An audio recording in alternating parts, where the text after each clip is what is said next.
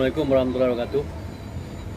Selamat sore pada semua pemirsa Mahardika Channel 21. Berjumpa kembali kita dalam makanan-makanan sehat.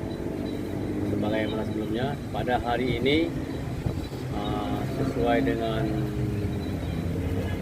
keinginan pemirsa, kita mencoba menceritakan kebutuhan protein. Jadi protein sebagaimana juga lemak dan karbohidrat adalah makronutrisi.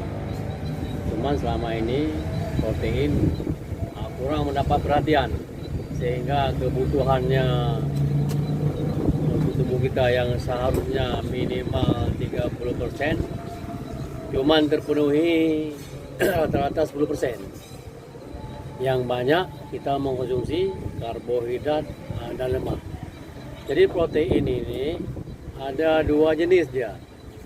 Ada dua jenis, bisa dari hewani, bisa dari nabati. Kalau dari hewani dibagi dua, ada yang daging putih, ada daging merah.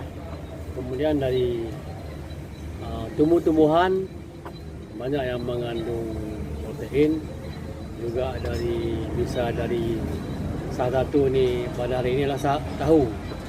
Tahu ini, sopo tahu adalah kadar protein yang cukup bagus yang harus kita konsumsi untuk memenuhi kebutuhan kalori 30%. Jadi prinsipnya makanan kita apabila kelebihan karbohidrat, lemaknya kita kurangi. Kalau banyak lemak, karbohidrat kita kurangi. Tapi proteinnya tetap di 30%. Itu yang idealnya. Sehingga apa? Protein ini sangat berfungsi untuk memenuhi daya tahan tubuh kita. Pada saat sekarang ini dengan kondisi COVID-19, tentunya kita berharap tubuh kita memiliki daya tahan tubuh yang tinggi. Protein merupakan salah satu bahan makanan yang mempertinggi daya tahan tubuh. Karena protein ini mengandung asam amino. Ada asam amino esensial yang dihasilkan dari protein, juga merupakan suatu zat yang untuk memberikan kekebalan tubuh. Selama ini makanan kita yang kita konsumsi adalah makanan-makanan yang kurang kadar proteinnya.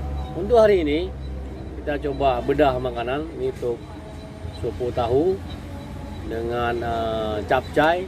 Kita memesan tanpa pemakaian penyedap karena udah cukup sedap walaupun tanpa pakai penyedap.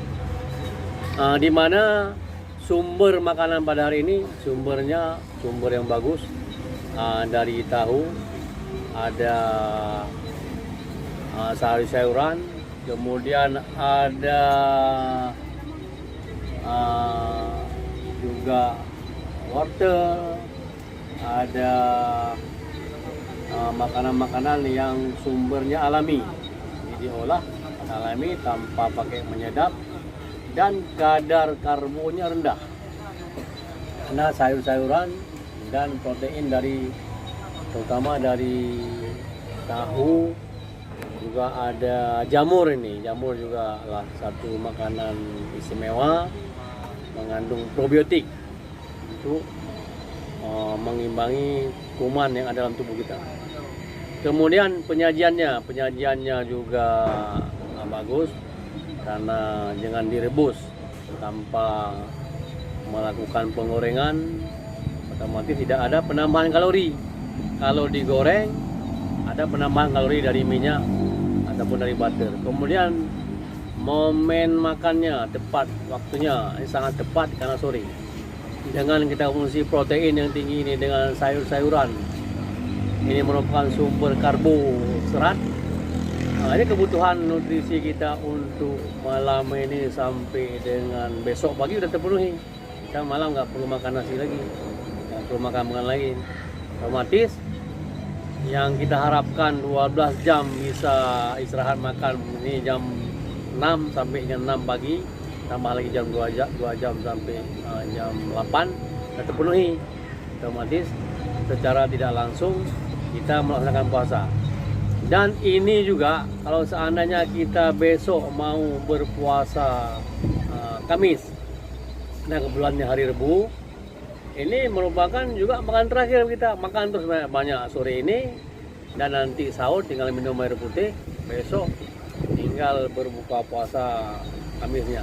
Jadi ada sekitar 20 jam kita tidak makan, cuma minum air sangat haus. Ini sangat baik, tujuannya agar badan kita bisa istirahat, bisa memperbaiki segala kerusakan-kerusakan, terutama lambung. Kalau kita puasa, lambung kita akan sehat. Karena ada kesalahan selama ini bahwa karena berpuasa lambung ini sakit. Padahal sebaliknya, lambung ini sakit karena terlalu banyak makan, terlalu sering makan, dan makanan yang kita makan juga makanan yang mengandung bahan-bahan kimia. Kemudian ini tadi tema waktunya, kemudian volumenya. Volume kalau kita lihat memang agak banyak, tapi karena besok tujuan kita mau berpuasa lebih sedikit karena proteinnya banyak, karbo serat tidak ada, karbo simpleknya berlebih sedikit tidak ada masalah. Kadar indeks glikemiknya akan rendah karena karbonya serat.